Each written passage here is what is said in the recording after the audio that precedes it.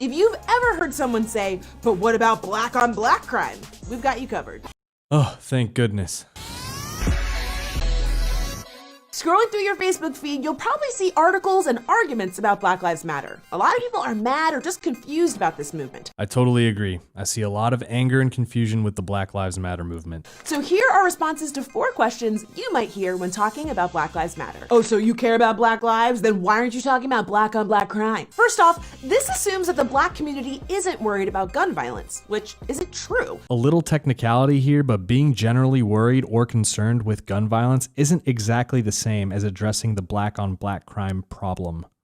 For example, Ceasefire in Chicago is an organization that actually intervenes in local street and gang fights. There's even a documentary about them called The Interrupters. Black Lives Matter isn't just about the loss of life, which is always terrible, it's about the lack of consequences when black lives are taken at the hands of the police. When a civilian has committed a violent crime, they're generally arrested, tried, and then convicted. Why is it just about the lack of consequences? The group is called Black Lives Matter. If black lives should matter to anyone the most, you would expect it to be other black lives / people.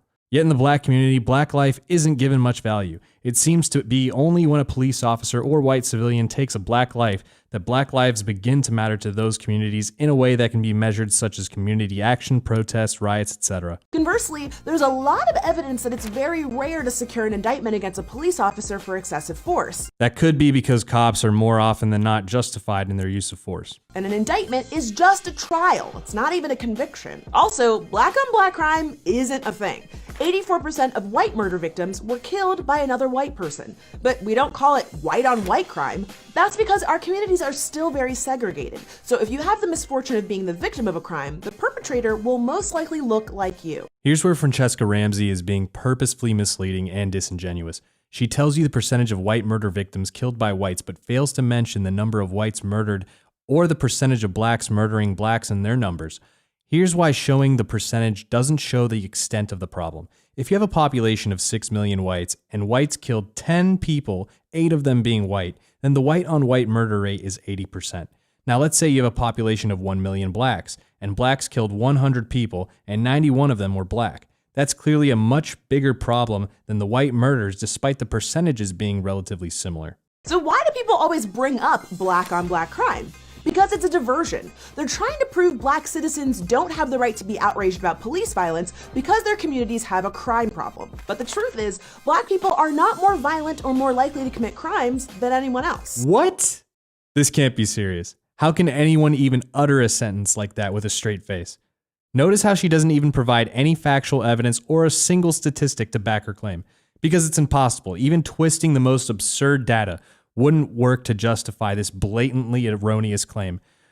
But we'll save the stats and evidence for later, so don't forget this statement because we're going to go get back to that. The reality is, because of a history of institutional racism, black communities have higher poverty rates, suffer from poorly funded schools, and are more likely to be targeted by police. If institutional racism is to blame for these 3 problems, then how come other communities such as Asians don't also suffer from these problems? Chinese immigrants and Japanese immigrants who typically came to the US with nothing also suffered from institutional racism from where they could live, internment, segregation, etc.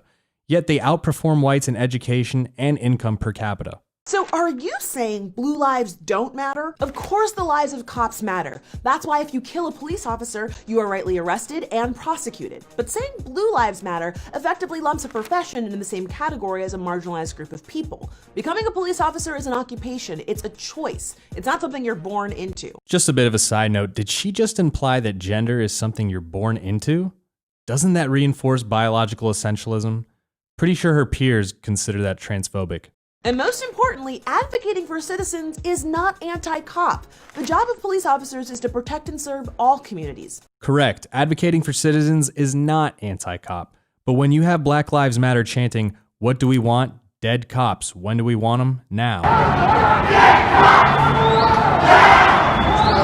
Dead cops! Dead cops! Or pigs in a blanket, fry 'em like bacon. Pigs in a blanket, fry like bacon. Pigs in a blanket, fry like bacon. Pigs in a blanket, fry like bacon. Or fuck the police. Fuck the police! Fuck the police! Fuck the prison!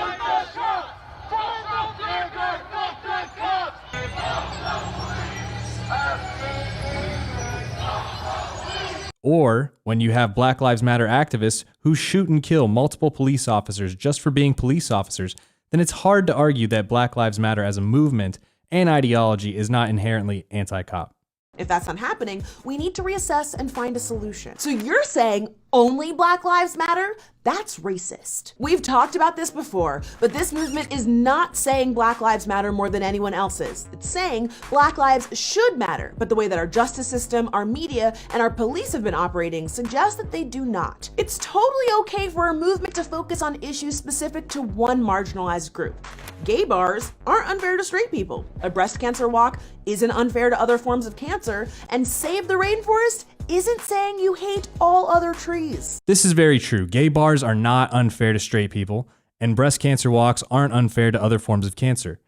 But gays aren't telling people they are bad for being straight or attending normal bars, and breast cancer walk participants aren't claiming that other cancer awareness programs are trying to minimize their plight, etc. Whereas with Black Lives Matter, if you say all lives matter, or if you dare say or post signs saying it's okay to be white, then those actions are denounced and labeled as racist and bigoted and trying to delegitimize Black Lives Matter. To quote one law professor's letter, the subtext of Black Lives Matter is, because of the brutalizing and killing of Black people at the hands of the police and the indifference of society in general and the criminal justice system in particular, it is important that we say Black Lives Matter. How is society indifferent to the killing of Black people? When was the last time you saw riots and mass protests over a police officer killing a white victim?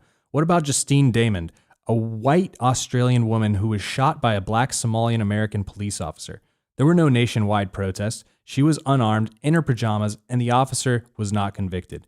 What about Kelly Thomas, an unarmed white homeless man who police officers beat so badly that he later died in the hospital from his injuries? This is not a problem unique to Blacks. But what about the white victims of police violence? There's way more of them. Yes, there are more white people killed by police officers than Black people. But when you look proportionately within the populations, Black Americans are 2.5 times as likely as white Americans to be shot and killed by police officers. Black men make up just 6% of the nation's population, but of all the unarmed people shot and killed by police in 2015, 40% of them were Black men. Those numbers are tragic.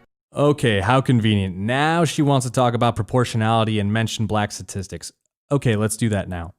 It's true, although more whites are shot in total on a per capita basis, Blacks are 2.5 times more likely to be shot and killed by police. She's also correct in saying that Black men make up 6% of the population and that 40% of those shot and killed by police are Black men. Now remember when I said we would get back to her claim about Blacks not being more likely than other groups to commit crime? Well, let's take a look at the numbers. According to the FBI Uniform Crime Report, despite being 6% of the population, Black males are responsible for over 50% of the murders. This means when you look at the numbers, Blacks are 6 to 7 times more likely to commit murder than whites. Also keep in mind, the numbers for whites include Hispanics, so if Hispanics were removed, the rate would be even higher. Also, cops are 18.5 times more likely to be shot and killed by a Black male than an unarmed Black male is to be shot by a cop. Also, despite being 6% of the population, Black males are responsible for 43% of police murders, according to the FBI Uniform Crime Report between 2004 and 2013. And remember when she said Black on Black crime wasn't a thing? Over 92% of Blacks are killed by other Blacks. Take into consideration that they're responsible for over 50% of the murders and that in 2016, there were 9,374 homicides, of which 4,935 were perpetrated by Blacks. And you can do the math on the 92% and see why people say Black on Black crime is a real issue. If an unarmed citizen is killed by the police, or an armed citizen is killed under suspicious circumstances, people should be upset no matter what the victim's race. This isn't a competition. Sadly, police violence is a problem in many communities, but bringing up other victims to discredit the Black Lives Matter movement is pretty disingenuous. You just said earlier that other movements and groups advocating or bringing to light their issues doesn't take away from other groups' plights. Bringing up issues of other groups doesn't take away from the issues of Blacks, so why are you contradicting yourself here? If you really believe that police violence is a problem, you should support Black Lives Matter as well as other organizations fighting for victims and their families. I know these conversations are hard, but they're necessary if we want to move forward. It's also necessary to be intellectually honest and factually correct, but hey, that's what I'm here for, right? Thanks for watching, and we'll see you next time right here on Decoded. Alright guys, I hope you enjoyed that video. Let me know what you guys think in the comments down below.